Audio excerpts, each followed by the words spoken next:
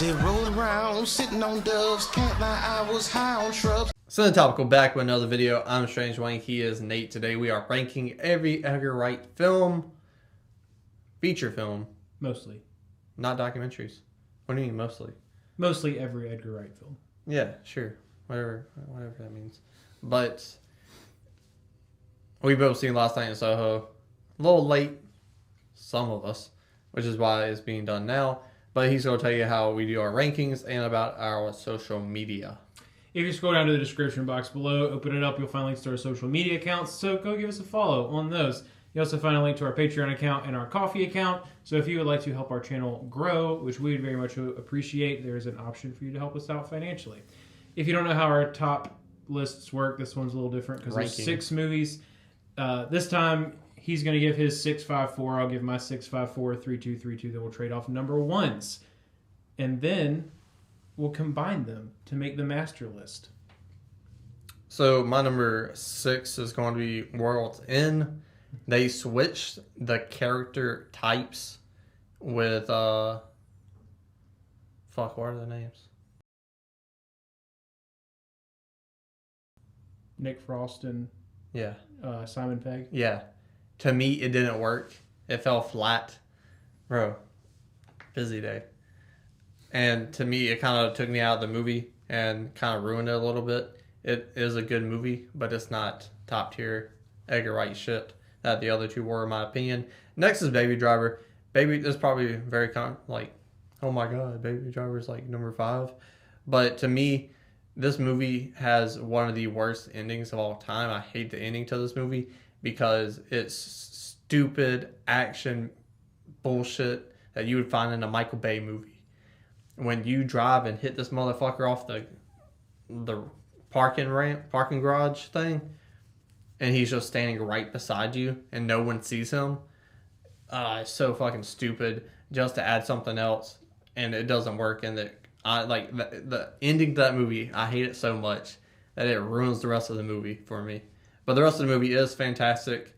The tension between the crooks, the music, the driving, etc. Very good. But to me, it's just, I don't know, it takes me out of the film every time. Shit take, but that's okay. Yeah, well, that's just like your opinion, man. Another not good Edgar Wright ending, I think, Hot Fuzz. I think the little cult thing was a bit much. I'll talk about it when I get mine. And it's just, again, it was one of the, it didn't do it quite as much. So that's your number 4? That's my number 4, yes. Okay. It took me, it was like, okay. It wasn't the ending I wanted. Wasn't the ending I expected, but it's such a good movie leading up to that. I love action movies and all the little references to buddy cop movies and action movies throughout this film. I absolutely eat it up. But the ending is like, it's a reference to another movie. It's a British movie. I've seen it one time. It was on TCM. I don't remember the name of it, but ending's almost identical.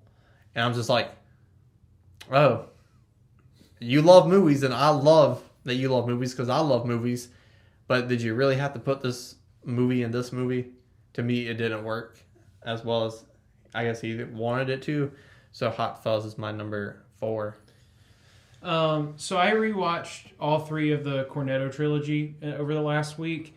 And what was really interesting to me about it, and this is playing off the point that you were talking about, is that in really generic terms, they are all the same movie in that man-child who refuses to grow up is placed in a really wacky, supernatural situation. And then they make a bunch of pop culture references, and Edgar Wright shows how much he loves music and Britain. Which, that describes 3 completely different movies. And there's nothing wrong with that. I want to be clear. I don't think this dude has made a bad movie. No. These are all 7 to 10. Yeah, they're all very good. That's right, man. That's right. So there is not a single movie on this list that I don't like. My number 6 is also World's End. I liked it way more than I thought I was going to like it. But the supernatural part of the world, like the robots and everything, was a little wonky to me compared to Zombies and the Cult. I don't mind the Cult at all. And like they end up diving deeper into why you should care about him, but Simon Pegg's character is just annoying as shit to me throughout almost the entire movie until you get to the part where you like see the bandages on his wrist and they finally start like talking about shit. But that's like literally like last 15 minutes of the movie. But it was still really fun. But that's why it's my number 6. My number 5 is Shaun of the Dead. Wow. Yeah, That's crazy. Like compared to the 3 movies that we're ranking that are not part of the Cornetto trilogy, I just love the characters so much more. And again, still love Shaun of the Dead and really liked World's End. But yeah, it's like man-child who refuses to grow up is stuck in a wacky situation that he has to get out of. And there's only so many times that I can see that before I'm like, okay, I get it. So I think I just had a little bit of like Simon Pegg burnout from watching the entire Cornetto trilogy altogether, and then also having rewatched Scott Pilgrim and then seen Last Night in Soho all in 1 week. Wow. That's why it's still really good. It's really funny. I love the really dry humor. I agree with you. I don't like the ending at all to Shaun of the Dead. I like it more than I like it less than I like the ending to Baby Driver, which isn't. I haven't talked about Shaun of the Dead. Oh well, what were you? Stupid. Like, there's something about them sitting on the couch with him holding his best friend on a chain as a zombie at the end of it is just like, my brain just is like, that's stupid, and I don't like it.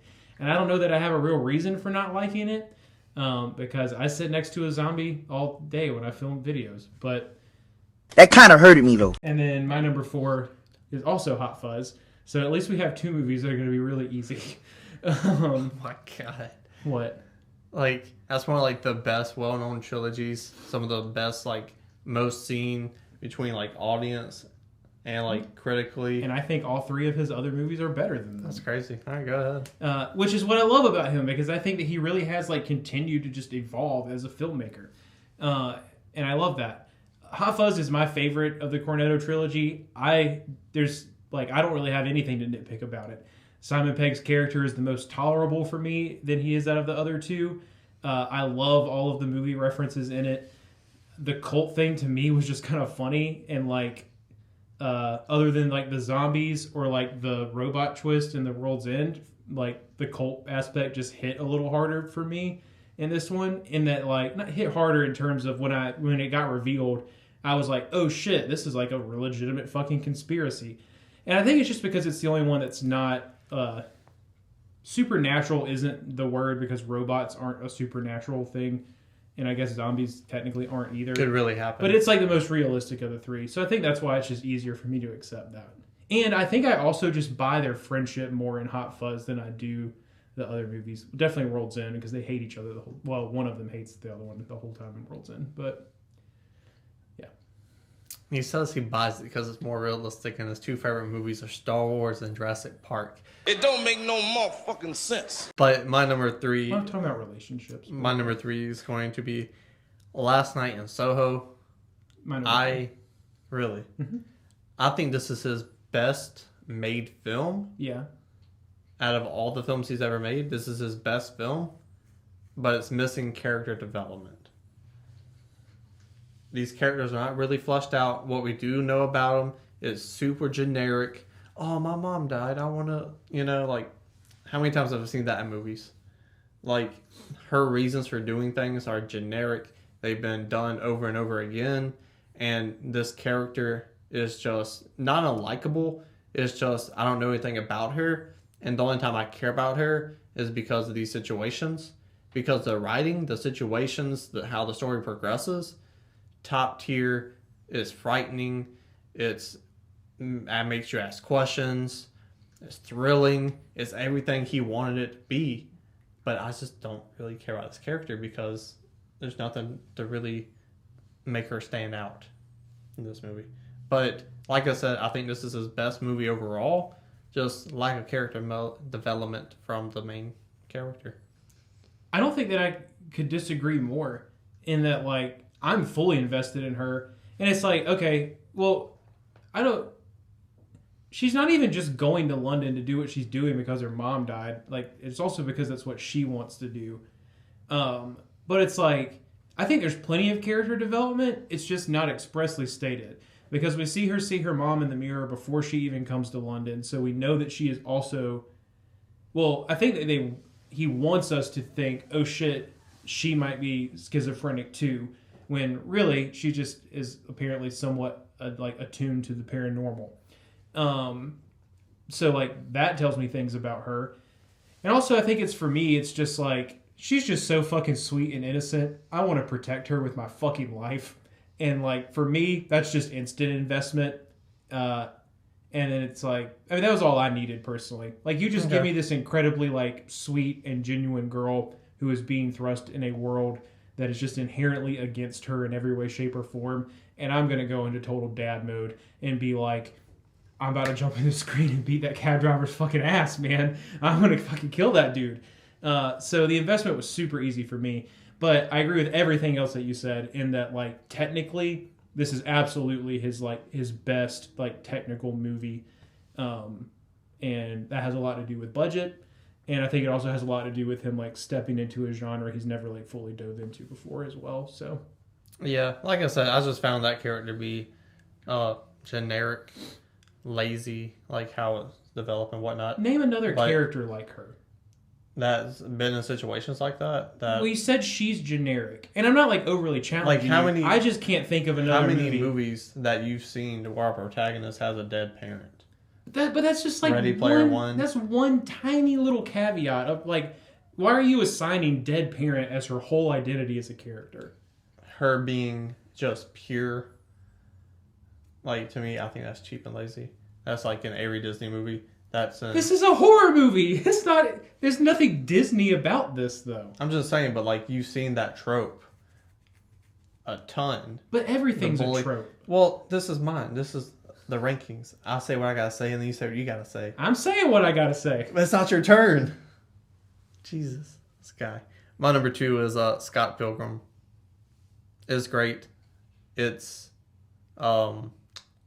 whimsical. It's the right kind of awkward to really invest you in the movie, which adds comedy. It adds investment for when Scott Pilgrim steps up and has confidence to ask a girl out or fight an evil ex or whatnot. And the action complements that because he's not too OP, but the action is fun, it's thrilling, and everything you want it to be. So I love it for that. And then your 3 too. Well, you already said your 3. They're in my 3 because you don't know how to take turns. So my number 3 was also Last Night in Soho. My number 2 is Baby Driver. I don't understand why people fixate on like that one garage scene where John Hamm definitely should have fallen off. It doesn't make any fucking sense. There are movies on this list about zombies and robots that came from space to assimilate us with the universal community. But it's not in this movie. I don't want to hear shit about that. Like, that doesn't make any... Like, I'm not... Look, you're right. It doesn't make sense. And like... I don't know if it was just a case of bad editing in that one spot or what, but like, yeah, that's dumb and that shouldn't have happened. But people like, I just can't stand it when people fixate on this one negative thing about something and then say, well, now I don't like the movie as much. And it's like, dude, we just got an hour and a half of absolute badassery. And like, you're just going to throw that out the window because this one thing that didn't make a ton of sense happened? Yes! I don't want to hear that. And everything leading up to that point in this movie is absolutely incredible. The characters are all super interesting. I think the movie would have been better if he picked someone other than Ansel Elgort because he's just a little dry to me in general, but it still kind of worked. But yeah, the way the music is his own character in this movie, which like, that's Edgar Wright doing Edgar Wright things. But even the way that like lyrics to the songs just pop up in the background, like while he's walking around town and everything, the stunt driving was absolutely incredible. And, like, I've never seen a car movie that was as engaging and, like, interesting and just fun to watch. Fast and the Furious? Right. Yeah. As Baby Driver was. So, it's my number 2. And even though I don't like the John Hamm part either, I actually like the ending because it makes sense. Yeah, that's a great ending. Yeah. But the third act, for the most part, is the John Hamm stuff. But my number 1 is Shaun of the Dead. I think is his most consistent, most Edgar Wright movie that he's ever made, because he's hanging out with his buddies, he's having fun, he's referencing other movies through dialogue, through shots, through scenes. And to me, I think that is great because I love movies and he loves movies, so it translates. So you have a connection to the audience right off the bat from this director. And this is the movie that where he really like put his stamp on Hollywood and was like, hey, this is my style, this is what I like to do. Some scene, like, I'm not into horror movies, so some of this movie is kind of scary. The situations get in, it does have tension. The action, how they kill zombies and all that, everything for me works in this movie. The relationship issues, all the real life issues outside of it being a zombie apocalypse are good. They're relatable, they're fun, they're interesting, and they pay off. They have a purpose of being in this movie, which I think is amazing because everything in this movie matters. And it's a movie about zombies. And it's awesome. Okay, so my number one is Scott Pilgrim. What? If you ever become a zombie, I wouldn't kill you. I would chain you up somewhere. I think I would rather you kill me. Please just end it. But he plays the Nintendo at the end. You love the Nintendo. That's true, I do. So my number one is Scott Pilgrim. I think this is, well, before Soho came out, this was his most unique film. And it still I think it still is. It still is, in terms of it just being different than what he had done before. It's also just one of the most unique movies ever made. Facts! And if you can make something that is just so off the beaten path and still an incredibly good movie, that just earns you a shit ton of bonus points in my book. Not to mention, like, the characters in this movie, like, they care about the same things that I care about. Like, the dialogue is just quick and witty. All of the references, it's not even just that this movie has references, it's like the visual references. Like, it feels like you are inside this weird, like, comic book video game hybrid watching this, like, graphic story unfold. And it's like, I also think I love it because Scott Pilgrim, he's kind of a shitbag. Like, he's not a great dude. Like, he like dates a high schooler just because he doesn't want to be alone. And like a lot of toxicity going on in this movie, but that's real. That should exist in real life. So I like watching movies about it because it helps me understand like that thought process more. And I've been in some of those situations myself before and like had to learn and grow from them. So like, it's incredibly fun. It's one of the most visually unique movies that I've ever seen and pulled off extremely well. And I think it just stands out so much more from his filmography to me than the other ones do. And that's why it's my number one. So when we write back, we will take both our lists, combine them to make the ultimate Edgar Wright ranked list. So Michael Cera mixed with Will Smith. Hit the camera, please. We're back with our ranking of all the Edgar Wright movies. We combined both lists. We argued, we fought, we hugged, we argued some more, but we got it done.